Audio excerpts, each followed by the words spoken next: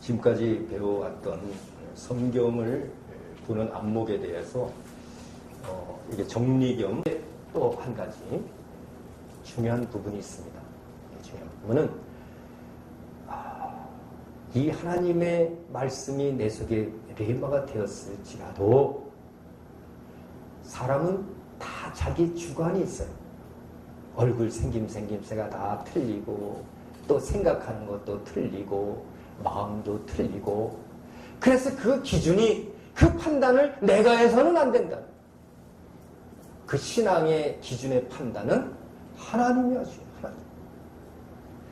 그래서 성경의 말씀을 증거하는 이도 하나님이시고, 그것을 깨닫게 하시는 이도 하나님이시고, 그 깨달은 것을 말하고 전할 때도 하나님이 하셔야 된다고. 근데 하나님이 어떻게 하십니까? 하나님이 영이 하신다고요. 하나님의 영, 그것을 성령이라고 그래요. 거룩한 영이라고. 이 거룩한 영을 통해서 우리가 증거되어져야 한다. 하나님의 성령. 그래서 이 진리의 증거는 사람이 하는 게 아니라 나도 사람이 할 수가 없어요. 이 증거는 바로 성령께서 하십니다. 하나님께서 증거하신다. 그럼 하나님께서 증거하시는 것을 어떻게 알 수 있습니까? 우리는 성경을 통해서 그런 것들을 깨달아요. 영적인 부분이 굉장히 이제 이런 부분이 어렵기 때문에 성령이 없다 막 그런 사람도 있었고요. 또 성령과 그 반대 악령에 대한 역할도 우리가 깨닫고 그것을 분별할 줄도 알고, 또 이 흑암 권세자 그 사탄 마귀의 그 조직 체계 이런 것들 성경에 다 얘기하고 있거든요. 그가 어떻게 죄의 아비인 것도 얘기하고, 네게 죄를 짓는 자는 마귀에게 속하나니 마귀는 처음부터 범죄한 자니라. 하나님의 아들이 나타나신 것은 마귀를 멸하심이라. 또 마귀는 또 거짓의 아비라. 뭐 공중 권세 잡은 자, 우리가 또 싸우는 것은 뭐 이 정사와 권세 하늘에 있는 악한 영들과의 싸움이라. 뭐 별의별 말씀들이 다 우는 사자처럼 마귀가 너희를 삼키려고 한다. 이거 다 알면 뭐하냐 이거예요. 뭐하냐. 그거 알면 뭐하냐. 중요한 거는 내가 성령과 함께하고 있어야지. 하나님의 영과 함께하고 있으면요, 그 모든 것들은요 다 물러가게 돼 있는 거예요. 그러니까 내가 예수 그리스도를 온전히 예수 그리스도의 계시를 받고 은혜를 받았다고 하면서도 내가 행할 수 없는 이유가 뭘까? 내가 증거할 수 있는 할 수 없는 이유가 뭘까? 이것이 바로 나를 의지하기 때문에, 내 소욕을 의지하기 때문에. 내 소욕을 의지하지 말고 주님을 의지해야 돼요. 오직 주님만 바라봐야 돼요. 너희가 회개하고 주 예수를 믿으라. 그러면 성령을 선물로 보내리니라고 말씀하셨습니다. 우리 자신은, 우리 육체의 소욕은요 세상에 물들었고요. 우리가 죄 짓는 그때부터, 아담 때부터 그 한 사람부터 말미암아 죄가 들어오고 죄로 말미암아 모든 사람이 사망에 이르렀느냐 했을 때 여러분과 제가 그 사망에 이르렀는데, 죄를 짓고자 하는 소원이 있는데 우리의 육체적인 소욕은 누구나 죄인이라는 거예요. 의인은 없대 한 사람도 없는 것입니다. 그러면 내 육체의 소욕으로 얘기하면요 의로운 자가 하나도 없어요. 그렇기 때문에 우리가 이 믿음도 내 육체적인 소욕으로 나 이 정도면 됐다. 나 이제 믿는 사람들 이제 깨달았으니까 이제 됐다가 아니라 내 소욕을 버려야 되는 것입니다. 그래도 나는 죄인이로소이다. 할렐루야. 그래도 우린 죄인이에요. 내 속에 예수가 계심으로, 예수가 계심으로 나를 의롭다 함 받은 거지. 그래도 죄인이라고요. 예수께서 나를 의롭다 했어요. 그래서 우리 겉사람은 다 죄인이에요. 근데 속사람은 온전한 예수로 성령이 인친 것은, 그것은 내가 아니라 주님이에요. 내 안에 예수가 있으면 생명이 있고 예수가 없으면 생명이 없다는 거예요. 그러니까 보혜사 성령으로 그걸 인쳤다는 거예요. 그걸 세례라고 그러고요. 우리가 성령 세례를 받아야 돼요. 물로 세례를 받았다고 구원 얻은 것이 아니라 물로 세례를 받았다는 것은 바로 하나님을 찾아가는 선한 양심이다 그랬어요. 양심으로 구원 얻습니까? 물로 구원 얻습니까? 그렇지 않습니다. 물과 성령으로 거듭나지 않으면 하나님 나라 갈 수 없다 그랬어요. 바로 성령으로 거듭나야 돼요. 내 육체의 소욕, 내 생각보다 중요한 것은 성령의 역사입니다. 먼저 그의 나라와 그의 의를 구하려는 그 마음이 있어야 돼요. 내 것을 먼저 구하려 하지 말고 그 나라와 그의 의를 구하라고. 그럴 때 그 나라의 성령이 우리에게 임하는 것이에요. 그 나라의 의의 성령이 우리에게 임한다고요. 성령으로 귀신을 내쫓는 것이면 하나님의 나라가 너에게 임했다고 말씀하고 있어요. 바로 우리는 이처럼 이제 나를 의지하지 말고 주님을 의지하는 자가 되라고 성경을 기록해 놓은 거예요. 그러니까 기록된 성경의 말씀을 볼 때 이거는 내 마음대로 내 사사로 해석하지 말고 주님의 의도를 깨닫고 주님의 마음을 가져야 이 성경을 볼 수 있는 거예요. 아, 주님께서 무엇을 말씀하고 있구나. 이걸 문자적인 해석으로 보기 때문에 이거 큰 문제가 생길 수 있어요. 오해할 수도 있어요. 인간의 생각이 얼마나 강팍하고 죄스러운지 오해하는 사람들이 많아요. 심지어는 겉사람 할 땐 저도 오해할 경우가 많아요. 그런데 나중에 보니까 아니더란 말이에요. 사람과 사람 사이도 오해할 수가 있어요. 좀 될 수 있는 대로 전화통화 잘 안 합니다. 겉을 보고 눈을 보고 이렇게 표정을 보고 상황이 잘못됐을 때 이렇게 전해주고 전화통화하다 보면요. 거기 10중에 하나는 오해할 여지들이 있어요. 왜? 말을 잘못할 수도 있고 나는 이런 마음인데 저렇게 표현할 수도 있고 그 표정을 못 보니까 오해할 수도 있거든요. 그럼 그 오해한 것 가지고 또 그것을 또 오해해요. 오해가 오해되면 이해가 될 수도 있겠지만 중요한 것은 우리 인간은 그렇게 의심하고 오해할 수 있는 여지가 있다고 해요. 사실 회개라는 것은 하나님을 오해했던 것을 이해하는 것이 회개예요. 내가 하나님을 오해해서 세상이 이것이 옳다고 생각했던 것을 다 치워버리고 이제 하나님이 옳은 것을 깨달아서 내 마음을 하나님께 돌리는 거예요. 그것이 회개예요. 즉 회심이라는 것이 더 옳은 얘기죠. 회개 그냥 반성만 할 뿐이 아니라 이제 반성한 것으로 끝나는 것이 아니라 내 마음을 이제 주님에게 돌려야 되는 것이에요. 완전한 회심이 이루어져야죠. 이것은 성령이 아니고서는 안 된다고요. 내 마음으로는 회심할 자가 없어요. 성령께서 나는 내 마음을 버리고 나는 죄인이라고 고백하고 주님께서 원하는 성경 말씀대로 되사이다 라는 그 마음을 가졌을 때 우리는 주님 앞으로 회개할 수 있는 거예요. 이것이 바로 성령으로 우리에게 회개하기, 그래서 회개의 영이라고도 말씀하는 거죠. 하나님의 성령은 우리 속에서 이렇게 내 육체의 소욕과 싸우면서 하나님의 뜻을 이루어 나가고 있다고. 성경 그것을 얘기하고 있어요. 그렇기 때문에 우리 육체의 소욕과 성령의 소욕은 원수가 되나니 바로 육에 속한 자는 육체대로 그냥 소욕대로 살아가지만 영에 속한 자는 성령을 따라서 견인받아 사는 것입니다. 그래서 인내로서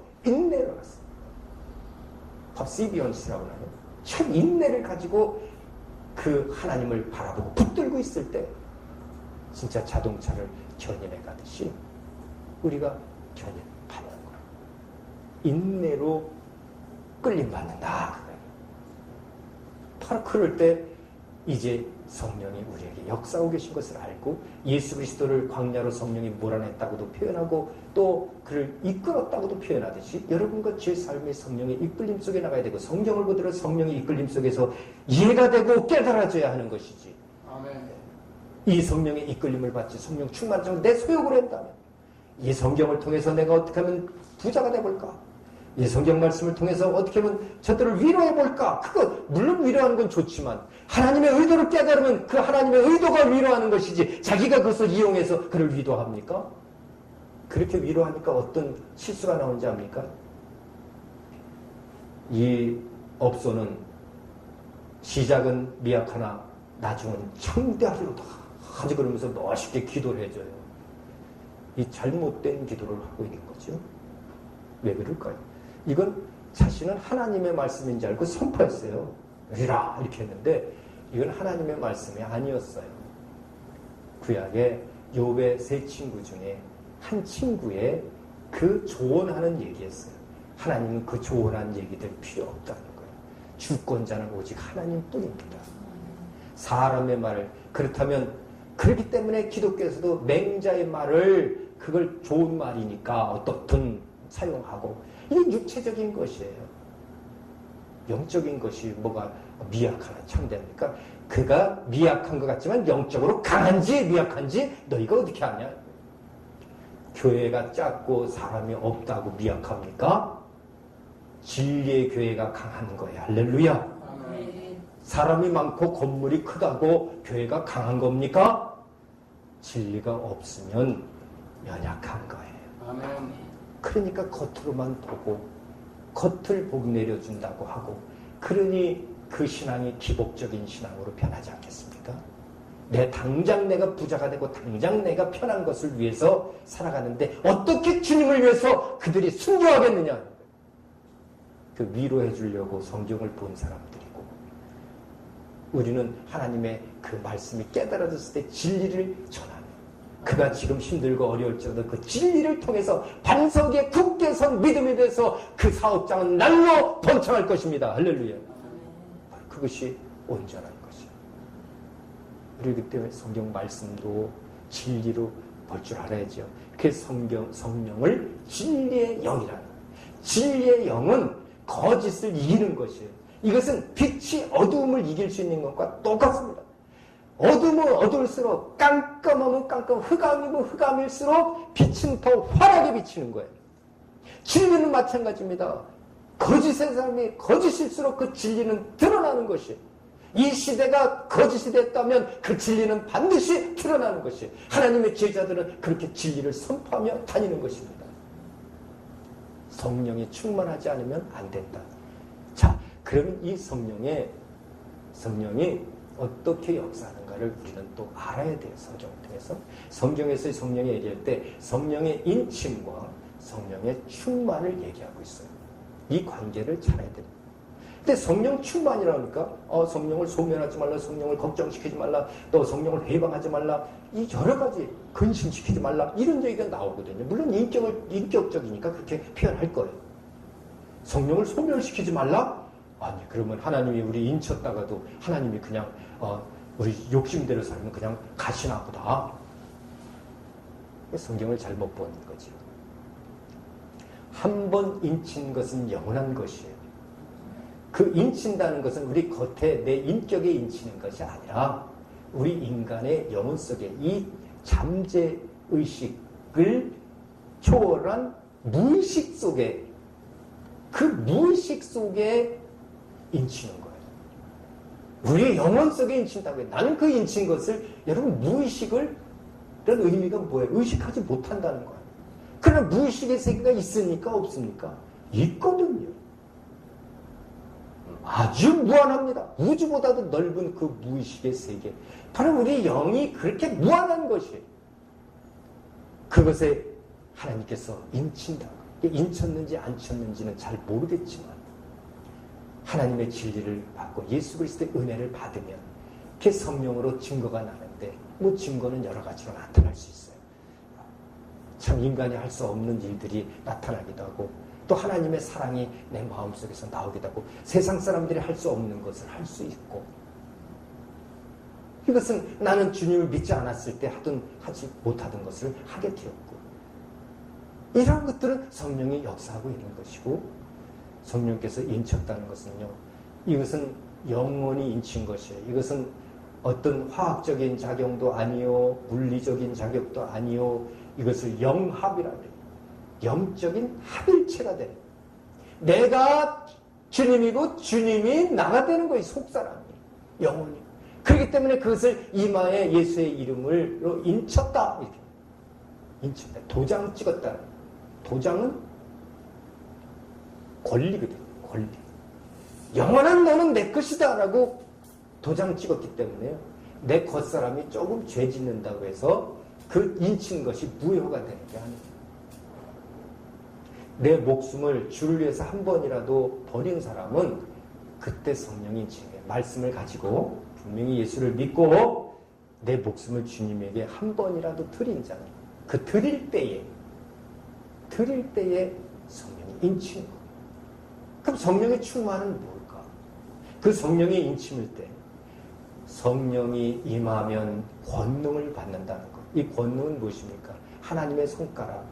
그래서 하나님의 부리는 영도 성령이에요. 성령의 범위에는 삼위일체의 성부와 성자와 성령의 그 삼위일체의 본영도 성령이지만, 보혜사 성령이라고 해요. 그 하나님이 부리는 영들, 하나님에 속한 모든 영들을 성령이라고 해요. 우리는 하나님에게 속한 그러한 말씀의 사람들이기 때문에 말씀을 도라고 표현하거든요. 그래서 중국 성경을 해석할 때 도라고 십자가의 도, 십자가의 말씀을 얘기하는 거예요. 도라고 표현해요. 진리를 도라고 표현한다고요. 진리를. 그러니까 우리는 이 성령을 통해서 바로 하나님의 진리가 우리 안에 인쳐진 자들이에요. 인쳐진 자. 결국에 이 성령에 인쳤을 때 그 모든 성령들, 성령.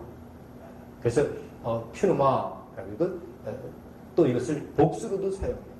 물론 하나님도 복수로 사용하는 것은 구약시대 때 엘로힘하고 힘이라는 복수를 사용한 것은 삼위일체 하나님을 의미하기도 하는 거지만 사실 이 성령도 마찬가지예요. 히브리서 1장 14절 보니까 천사는 하나님이 부리시는 영으로서 구원 얻을 후사를 위하여 보내심이 아니냐 그랬거든요. 그러니까 이 악령과 반대되죠. 성령. 그 성령은 악령과 반대된 악령들, 사탄, 마귀, 이 귀신들, 이 타락한 천사들을 얘기하는 거예요. 이 타락한 천사들과 반대되는 하나님의 천사들을 성령이라고, 우리 성도, 우리 말씀의 사람을 성도라고 해요. 성도, 성령, 그렇게. 우리가 많이 보였어요. 성도들, 그렇죠? 성령들. 그래, 보혜사 성령은 성령들이라고 할 수 없죠. 보혜사 성령. 하나님의 성부와 성자와 성령의 본령이에요. 그렇기 때문에 이 천사들을 우리는 충만이라는 거예요. 성령 충만을 이룰 수 있고 귀신 충만을 이룰 수 있어요. 귀신 하나가 있다가 쫓으니까 나갔다가 물 없는 곳을 찾아다니다가 7 귀신이 들어갔다. 아, 이 귀신 충만이에요. 7 귀신이 들어갔다는 건 귀신 충만한 거예요. 7 성령이, 이건 성령 충만이에요. 7이라는 숫자는 게마트리아라는 그 신학에 의하면 바로 그 수의 의미를 나타내는 거예요. 당시에 이제 로마자가 없었기 때문에 숫자가 없었거든요. 숫자를 사용할 수 없었거든요. 그때 헬라 시대 때 로마자가 없었잖아요. 그러니까 결국 그 글자에 우리나라 따지면 기역, 니은, 디귿 할 때 1, 2, 3, 4 그 받침에다가 숫자를 넣어서 했던 거예요. 그래서 이제 그런 게마트리아의 학문을 알아야 이제 계시록도 푸는 거죠. 666 짐승의 표, 이게 사람의 수라 이렇게 표현하고 있죠. 그게 무엇인지 그게 아주 총명한 자들은 다 아는 거죠. 성경의 말씀대로 그래요. 총명한 자는 다 안다고요. 총명한 자가 누굴 총명하다고 할까요? 성령 충만한 자. 성령 충만. 성령 충만하면 하나님의 성경을 올바로 볼 수 있는 이렇게. 그러니까 우리는 성도. 성령이 바로 이 천사들도 권능을, 성령과 권능, 보혜사 성령과 권능. 그래서 성경에서 볼 때 이 성령이 보혜사 성령을 얘기하는가 아니면 하나님의 천사들을 얘기하는가 이거를 잘 구분할 줄 알아야 돼요. 구약의 성령은 보혜사 성령이 있을까요? 없죠. 하나님의 천지를, 하나님의 수면위를 하나님의 성령, 영이 운행하니라 이럴 때 이 성령은 천사예요. 천사. 보혜사 성령이에요. 보혜사 성령은 우리 인격, 우리 영혼에 인치는 성령입니다. 자연에 움직이는 거 우리 육체도 자연에 속했잖아요. 이 자연에 움직이는 성령을 천사라고 그래요. 또 이 자연에 움직이는 이 타락한 천사를 악령이라고 해요. 그러니까 귀신이 들릴 수도 있고 성령이 충만할 수도 있고 성령의 인침과 성령의 충만은 반드시. 그래서 성령의 인침은 이례적이에요. 이것을 성령 세례할 땐 보혜사 성령이 임하는 것을 성령 세례라고 그러는 거예요. 성령 세례니까 그때 막 방언을 하잖아요. 이 방언, 텅 이거는 천사들을 하는 거죠. 그래서 천사들의 소리라고요. 천사들 내 입술을 움직이는, 내 혀를 움직이는 거예요. 텅. 바로 내 속에 보혜사 성령이 임하니까 성령으로 생수의 강과 같이 그 배에서 바로 그 강이 흐른다는 것은 성령이 역사하고 있는 거예요. 우리 손이 있으면 이 손에 손가락이 있듯이 손이 움직이면 손가락이 움직이듯이 하나님의 보혜사 성령이 움직이니까 천사들이 움직여요. 그것을 다 성령이에요. 손이라고 그러잖아요. 손바닥과 손가락을 다 합쳐 손이라고 그러잖아요. 성령이에요. 그렇기 때문에 성경을 볼 때 우리가 성령도 잘 구분해야 돼요.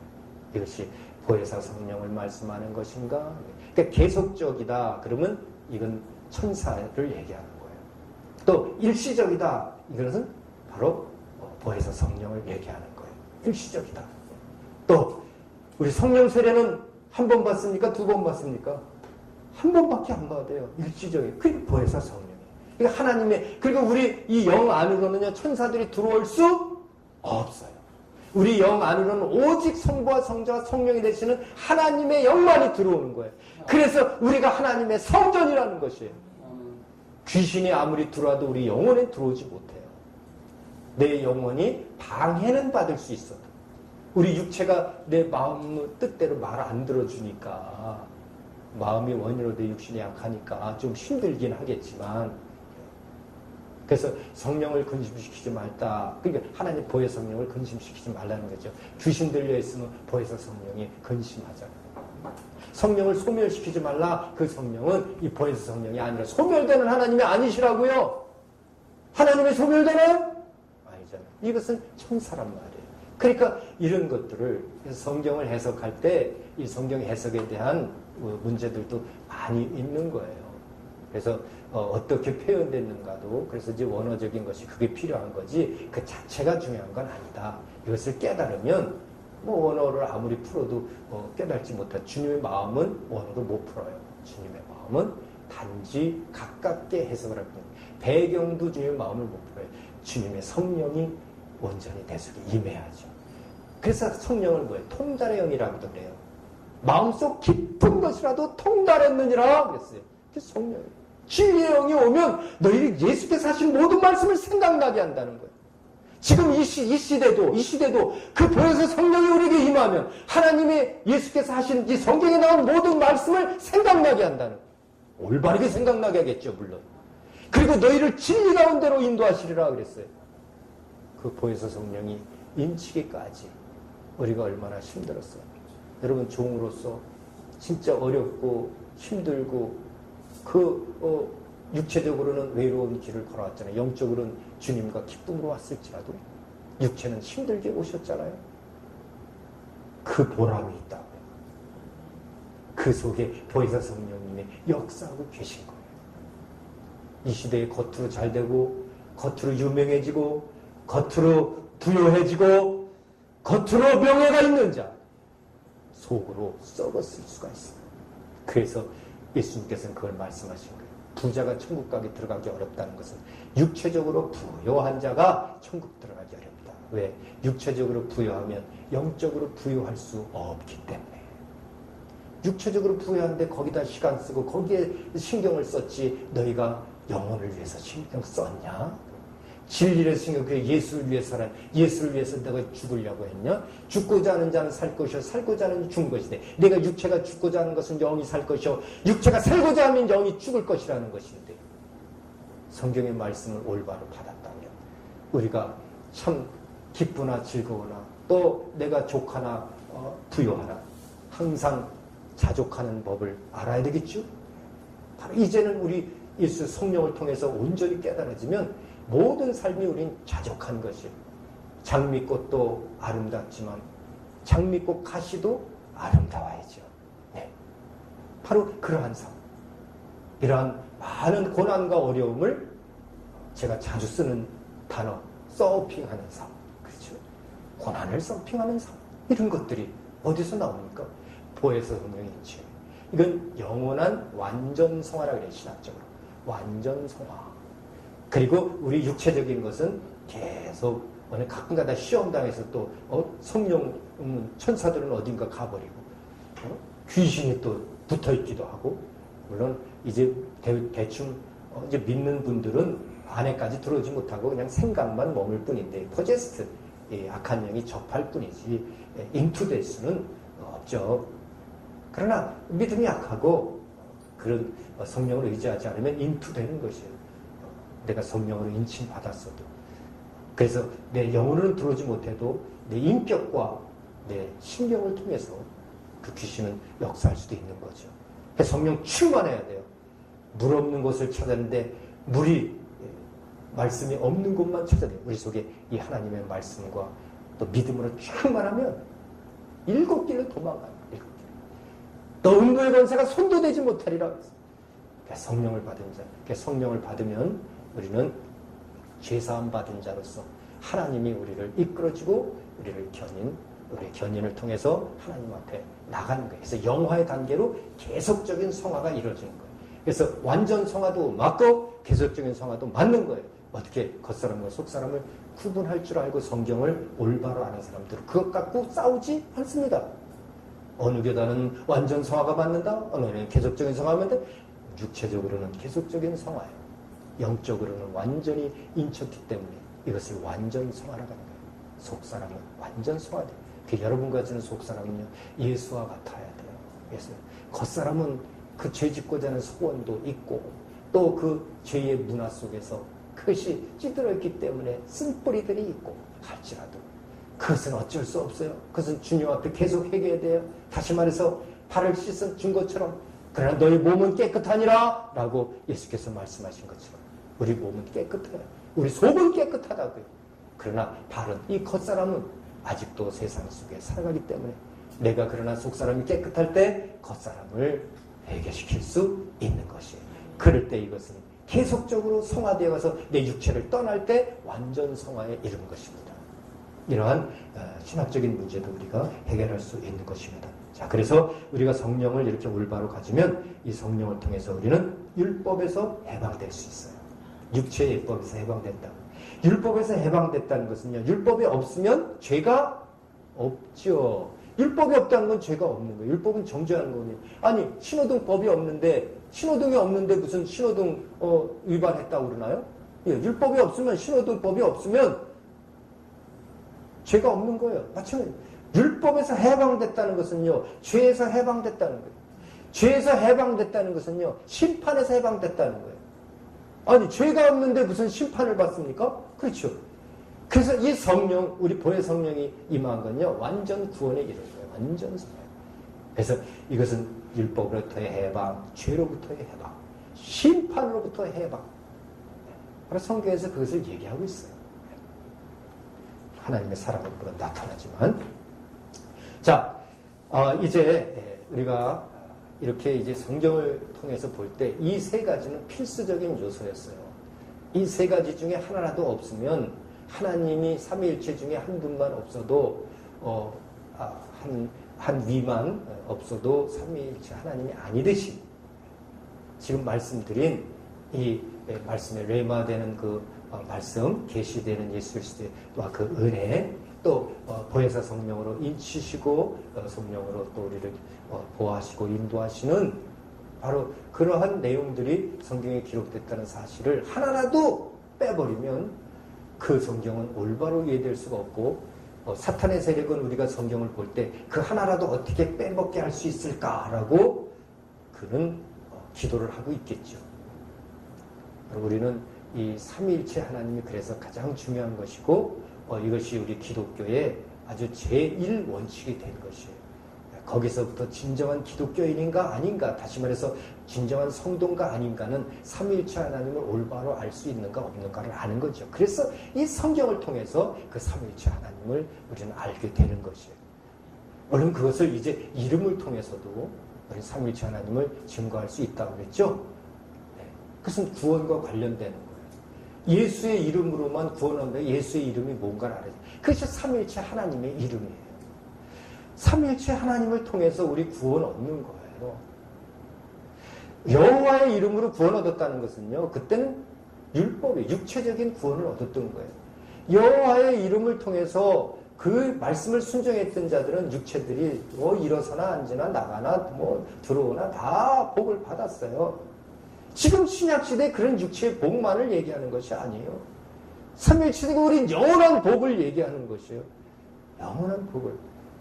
그 삼위일체적인 예수의 이름을 우리는 알아야 돼요. 그 이름은 원래 아버지 거였어요. 아버지 것. 예수의 이름은 아버지 것이었다. 성부와 성자가 성부의 것이었다. 그걸 요한복음 17장에 얘기한 것처럼 구원의 그 의미가 여기 있어요. 성경에서. 하나님이 구원하시는데 삼위일체 하나님이 구원하신다. 그 이름으로 구원하시겠다는 그 이름을 가지고 계세요.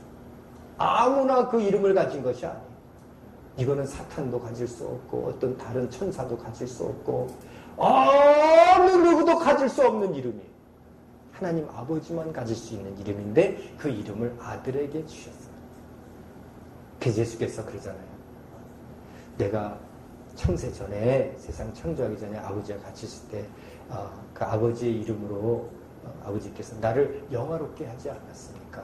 이 이름은 내 이름은 아버지께서 내게 주신 이름인데 그처럼 내가 이들과 내게 주신 아버지의 이름으로 저희를 보존해서 우리와 같이 성부와 성자 성령과 같이 우리 같이 저들도 하나가 되게 하옵소서 할렐루야 라고 기도하잖아요. 그러니까 그 아버지의 이름이었는데 아버지가 가지고 있는 이름이었는데 그것을 아들에게 주셨다는 거예요. 그 이름이 예수예요. 또한 그 예수 그리스도께서 이 땅에서 그 모든 일을 마치시고 이제 하늘에 오르셔서 하늘에 오르기 전에 제자들에게 말씀하셨어요.